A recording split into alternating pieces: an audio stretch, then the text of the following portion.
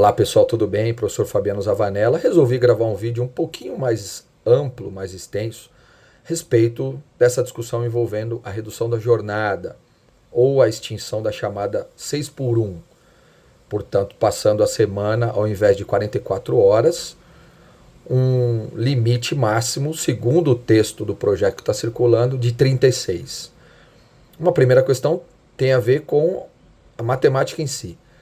O texto aponta 4 dias de trabalho e que, portanto, com 8 horas diárias, nós teríamos 32 horas de trabalho na semana e não 36. Como é que faríamos com essa diferença de 4? Adotaríamos, como hoje é comumente, para não ter trabalho aos sábados, a prorrogação ao longo de cada dia com um ajuste de compensação. Trabalha mais para depois descansar no sábado, 1 hora a cada dia de segunda a quinta, ou fracionando 7 horas e 48 minutos de segunda a sexta. E, portanto, nessa nova mecânica também teríamos 9 horas de trabalho de segunda a quinta, complementando, portanto, as 36 horas semanais. Daqui esse é o propósito, poderia a redação ficar um pouquinho mais clara e evitar problemas logo de saída. Mas, de outro lado, é um debate, claro, que não é exclusivo do Brasil, é alguma coisa que tem uma relevância, sem dúvida alguma, que nos traz a essa reflexão. E, aliás, já houve uma manifestação do próprio ministro do Trabalho, parece aí externando a opinião do Executivo, no sentido de que não é o caminho, que tais questões deveriam ficar distritas ou afeitas à negociação coletiva. Negociação coletiva, sem dúvida, seria o ajuste mais adequado para qualquer adequação setorial, tendo em vista o tamanho do país, a heterogeneidade das atividades, o tamanho das empresas em cada setor ou segmento, as demandas ou necessidades da produção, período, sazonalidade, turnos e etc.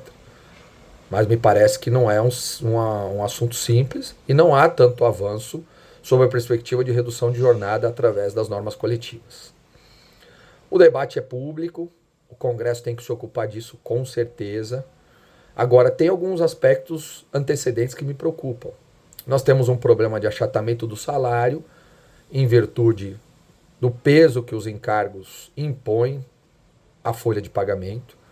E aí, portanto, a reforma fiscal é de grande relevância e deveria ser discutida com mais seriedade, rapidez e dinâmica, fundamentalmente para que conseguíssemos a desoneração da folha e aí uma diminuição desse achatamento com a sensação de que quem recebe, recebe pouco, de quem paga, paga muito, que hoje, claro, é a nossa realidade.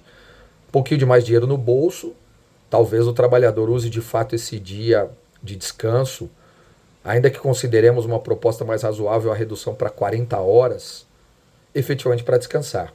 Não para realizar ou fazer algum bico e complementar sua renda. Como acontece, por exemplo, na jornada 12 por 36, no setor de saúde, segurança.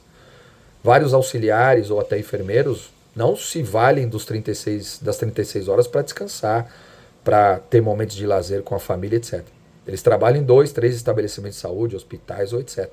Exatamente porque tem um problema de achatamento do salário e aí é uma forma de melhorar o aumento da renda. Sem falar na utilização de plataformas ou outras maneiras da economia do compartilhamento para melhorar também o sustento.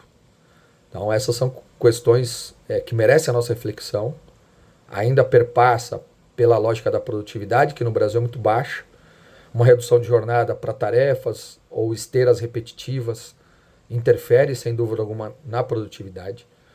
E a produtividade média geral do Brasil no trabalho formal, ela é bem consideravelmente menor do que em outros países, com mais desenvolvimento tecnológico, ou principalmente educação, preparo e qualificação da mão de obra. Isso é um problema de Estado, é um problema de política pública, é um problema de pensar a médio e longo prazo, que infelizmente no Brasil nós não vemos isso. Geralmente são ideias, projetos ou propostas de governo. E isso se encerra, depois há uma substituição para outra matriz. No longo prazo, a sociedade não ganha.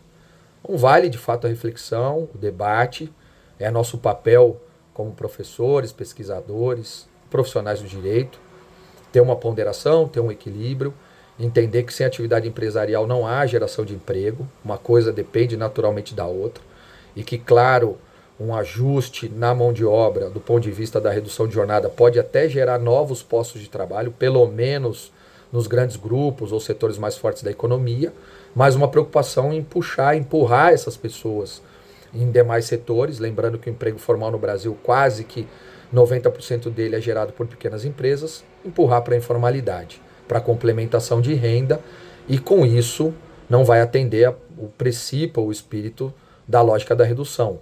Mais saúde mental, mais desconexão, mais tempo com a família, mais tempo para outras atividades ou até para o ócio. Vale que fiquemos todos atentos, mas que o debate seja equilibrado, ponderado, racional, para que consigamos construir um caminho melhor para a nossa sociedade.